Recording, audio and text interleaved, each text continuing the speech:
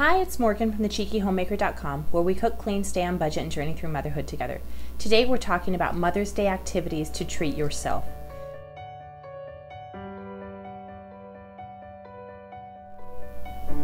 So no matter how much or how little your family does for you to celebrate Mother's Day, I think it's very important to take the time to treat yourself. As moms, we're often so busy taking care of what everybody else needs and considering what everybody else wants that we forget what we need and what we want.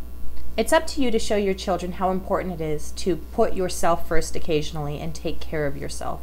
You can't pour from an empty cup. The other day, I was feeling very overwhelmed with the kids, and I told my husband that I needed a little bit of time to myself. I needed him to take both the kids for just a few hours so I could do something that I liked just for me.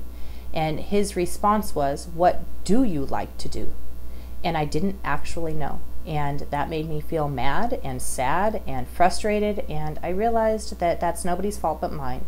I have spent the last 5 years reading books only about motherhood and childbirth and breastfeeding and parenting, and I have been considering what everybody else might like to do and might want to watch on TV, and I have spent very little time considering what I actually like and want.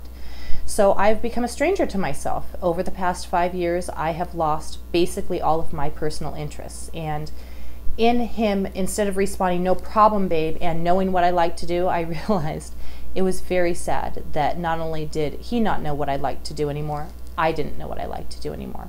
So this Mother's Day, I know that I'm going to be taking some time to do something for myself.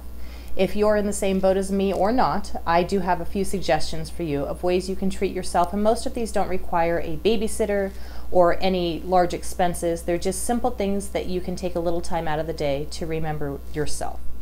My first suggestion is to take a romantic bath alone.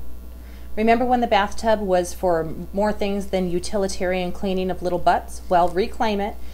Put in some bubbles, drink a glass of wine if you like it, read a book, put on some good music, whatever it is you enjoy to make a nice relaxing bath. Take the time to do it for yourself, and don't forget to lock the door so that it can be uninterrupted if that's how you prefer it. My next suggestion is to buy a book and actually read it.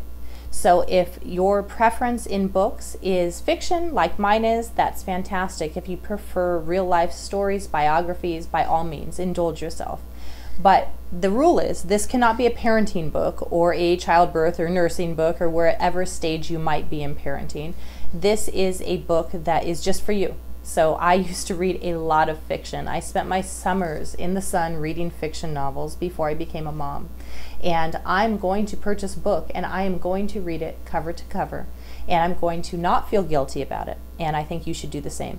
If you're looking for some book suggestions, I do have a bunch listed on my blog, thecheekyhomemaker.com. And I also do have one parenting book listed on there, just because the topic did come up while I was writing this post. But if you read it, please promise me you won't use it as your book for this suggestion. Idea number 3 is take yourself out on a date, with or without your family. So think about things that people might do on a first date. They might go ice skating, bowling, mini golf, or if there is some sort of kind of tourist attraction nearby, for example, here in Southern California, that might be the Santa Monica Pier or any other place like that. Take yourself on a date there, and if you want to bring the family, great. If you would rather do it by yourself, do it by yourself. You know, maybe you want to go to the movies and see a movie that you want to see that's rated, you know, too adult for the children, or something that's a chick flick that your husband would moan and whine about.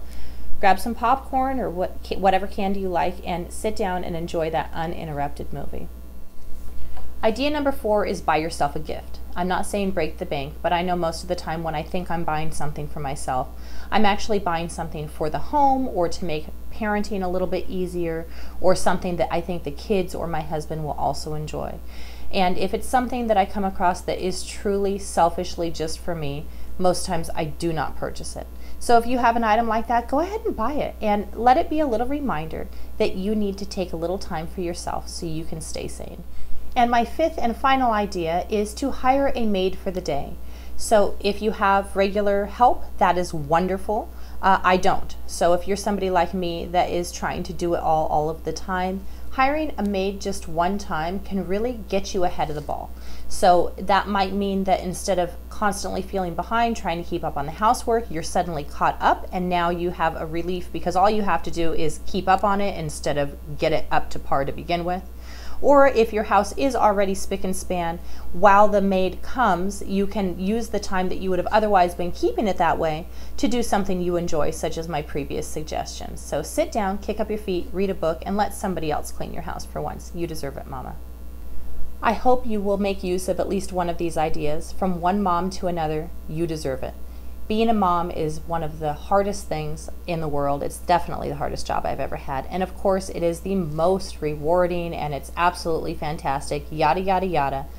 I truly believe all that good stuff, but let's face it, sometimes it's also exhausting. So make sure you're taking a little time for you. No guilt, no thought of anybody else, just a little time for you every once in a while. I think Mother's Day is the perfect time to remember to do that.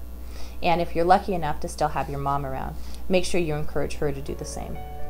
If you enjoyed this video, please don't forget to give me a big thumbs up and hit the like button, and also hit the subscribe button. I do have new videos every Tuesday and Friday.